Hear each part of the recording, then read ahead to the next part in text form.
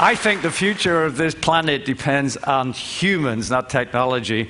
And we already have the knowledge. We're kind of at the end game with knowledge, but we're nowhere near the end game when it comes to our perception. We still have one foot in the dark ages. And when you listen to some of the presentations here and the extraordinary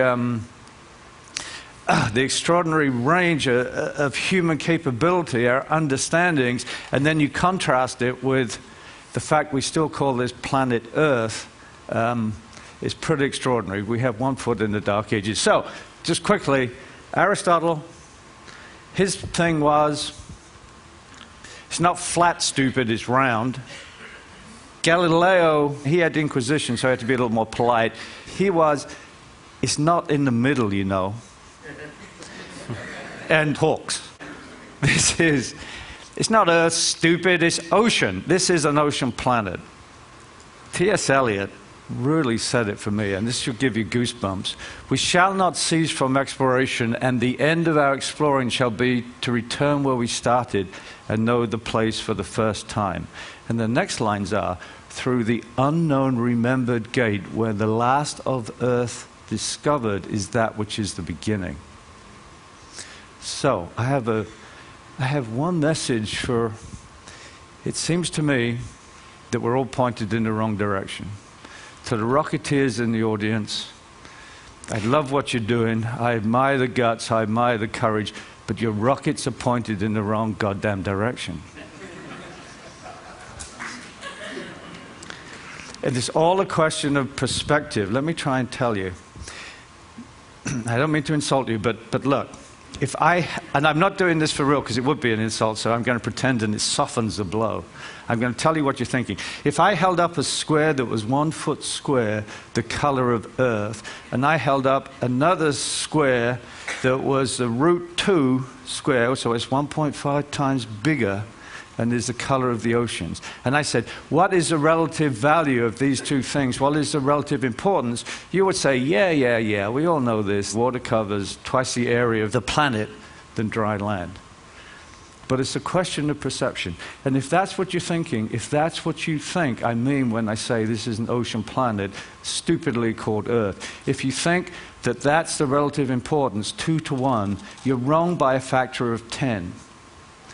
Now, you're not as thick as 2 short planks, but you sound like it when you say Earth, because that demonstration, if I turned around this way, that Earth plane would be as thin as paper.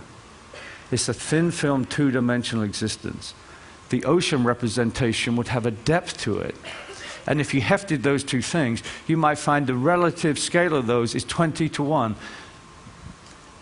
It turns out that something more than 94% of life on Earth is aquatic. That means us terrestrials occupy a minority. The problem we have in believing that is you just have to give up this notion that this Earth was created for us, because it's a problem we have. If this is an ocean planet and we only have a small minority of this planet, it just interferes with a lot of what humanity thinks. Okay, let me criticize this thing. And I'm not talking about James Cameron, although I could, but I won't.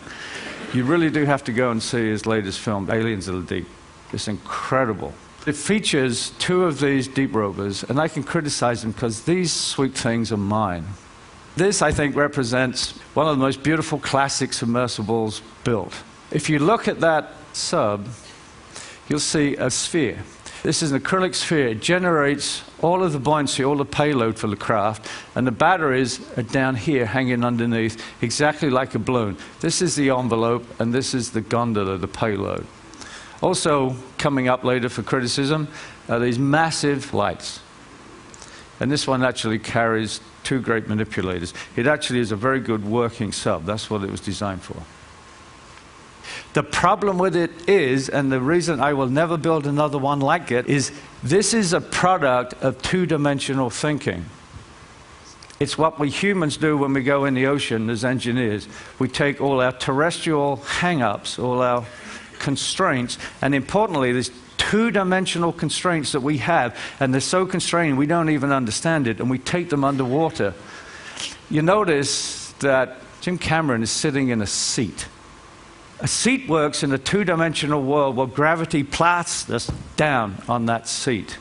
Okay? In a two-dimensional world, we do know about the third dimension, but we don't use it because to go up requires an awful lot of energy against gravity. And then our mothers tell us, careful you don't fall down because you fall over.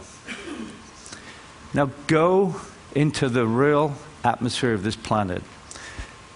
This planet has an inner atmosphere of water. It's this inner atmosphere. It has two atmospheres, a lesser outer gaseous atmosphere, a lighter one. Most of life on Earth is in that inner atmosphere. And that life enjoys a three-dimensional existence which is alien to us. Fish do not sit in seats. They don't. Their mothers don't say to little baby fish, careful you don't fall over. They don't fall over. They don't fall. They live in a three-dimensional world where there is no difference in energy between going this way, or that way. It's truly a three-dimensional space. And we're only just beginning to grasp it. I don't know of any other submersible or even remote that just takes advantage that this is a three-dimensional space. This is the way we should be going into the oceans. This is a three-dimensional machine. What we need to do is go down the ocean with the freedom of the animals and move in this three-dimensional space. Okay, this is good stuff. This is man's first attempt at flying underwater. Right now, I'm just coming down on this gorgeous, big, giant manta ray. She has twice the wingspan that I do. There I'm coming. She sees me, and just notice how she rolls under and turns. She doesn't sit there and try and blow air into her tanks and kind of float up or sink down. She just rolls. And the craft that I'm up there, this hasn't been shown before. Chris asked us to show stuff that hadn't been shown before. I want you to notice that she actually turned to come back up. There I am. I see her coming up underneath me. I put reverse thrust and I try and pull gently down. I'm trying to do everything very gently. We spend about 3 hours and she's beginning to trust me, and this ballet is controlled by this lady here. She gets about that close and then she pulls away. So now I try and go after her, but I'm practicing flying. This is the first flying machine. This was the first prototype. I mean, this was a fly-by-wire. It has wings. There's no silly buoyancy tanks. It's permanently positively buoyant. And by moving through the water, it's able to take that control. Now look at that. She just blew me away. She just rolled right away from underneath. And really, that's the only real dive I've ever made in this machine. It took 10 years to build. But this lady here taught me so much. We just learned so much in 3 hours in the water there. I just had to go and build another machine. But look here. Instead of blowing tanks and coming up slowly without thinking back, it's a little bit of back pressure, and that sub just comes straight back up out of the water. This is an internal Sony camera. Thank you, Sony. I don't really look that ugly, but the camera's so close that it's just distorted. Now there she goes, right overhead. This is wide-angle camera. She's just a few inches off the top of my head. Oh, he just crossed over the top of my head about, I don't know. Just so close. I come back up, not for air. This is incredible encounter with a manta. I'm speechless. We've been just feet apart. I'm going back down there. Okay, can we cut that lights back up, please?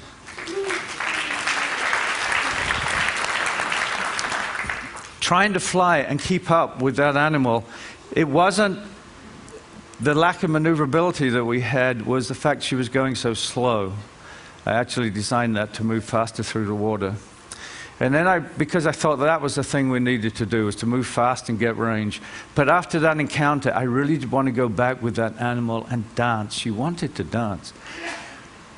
And so what we needed to do was increase the wing area so that we just have more grip, develop higher forces. So the sub that was outside last year, this is the one. You see the larger wing area here.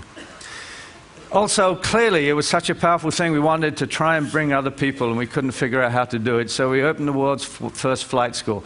The rationale for the world's first flight school goes something like, when the Coast Guard come up to me and say, they used to leave us alone when we were diving these goofy little spherical things, but when we started flying around in underwater jet fighters, they got a little nervous, and they would come up and say, do you have a license for that? And then I put my sunglasses on, the beard bubble would sprout out, and I would say, I don't need no stinking license. I ride the stinking license. Which I do, so Bob Gelfond's around here, but somebody in the audience here has license number 20. They're one of the first subsea aviators, so we've run 2 flight schools. Where the hell that goes, I don't know, but it's a lot of fun. What comes next in 30 seconds? I can't tell you. But the patents for underwater flight, Karen and I, we were looking at it. Some business partners wanted us to patent it. We weren't sure about that. We've decided we're just going to let that go. It just seems wrong to try and patent the freedom for underwater flight. So anybody who wants to copy us and come and join us, go for it. Okay. The other thing is that we've got much lower costs. We developed another technology called spider optics. And Craig Ventner asked me to make an announcement here this morning. We're going to be building a beautiful little small version of this, unmanned, super deep, for his boat to go and get back some deep sea DNA stuff. Thank you.